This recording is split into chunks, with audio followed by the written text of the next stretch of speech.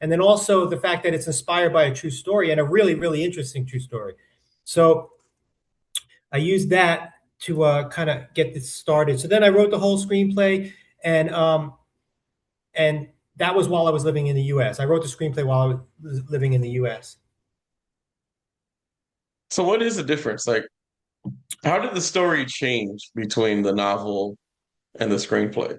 That's a great question. Let me think about that for a moment. So with the novel, you might describe something in great detail, like his feelings, and you know, but in a screenplay, it's about what you can see, So like if he's thinking these things, you can't see what he's thinking, right?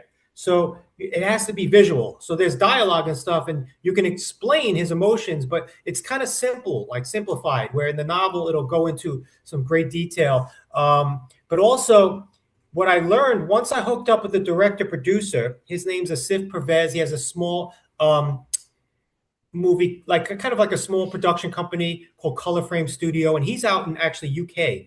He works in Dubai and he lives in UK. He's back and forth. So when we started working together, I started realizing that my novel would cost like maybe $10 million to make into a movie, the way it was written. And there's no way we had a very limited budget, so there's no way that's going to work. So I had to reinvent that whole entire, not the whole script, but I had to change many, many things. Like Yeah, I had you to had to change. change enough of it.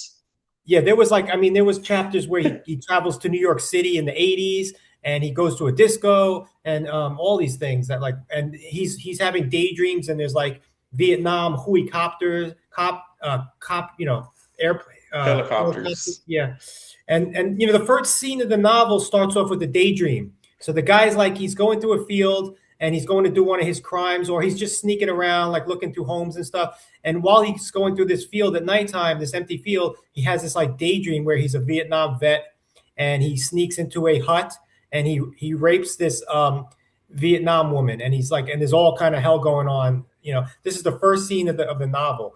So like, there's no way that's going to happen with a low budget film. So that had to go. You know? So I wanted to ask you how. So you live near the most historical and spiritual place, basically, that China has to offer. You lived, how did the Shaolin philosophy and that local culture influence you? Well, there wasn't a lot of the Shaolin culture, and the local culture wasn't really intertwined into the story, but the environment, being that it's very simple, was a good environment to focus because, like, I didn't have, other than doing kung fu and maybe playing around on the internet. There's a town nearby, like a little city nearby. I could hop on a bus and like about 10 minutes, I can be in a little city. So I could do that, but it's not like there's a whole bunch. Like otherwise, I'm in kind of like just like a rural area.